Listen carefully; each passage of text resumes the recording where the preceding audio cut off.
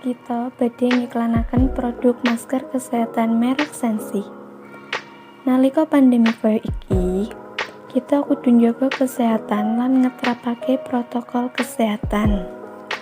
Salah sawijine yaiku nganggo masker kesehatan merek Sensi.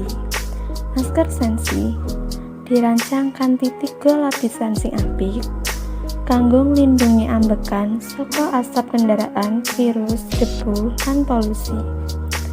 Masker Sensi dilengkapi karet sing bisa dipasang ing talingan nalika nganggo. Saliyane gampang digunakake, masker iki uga regane murah.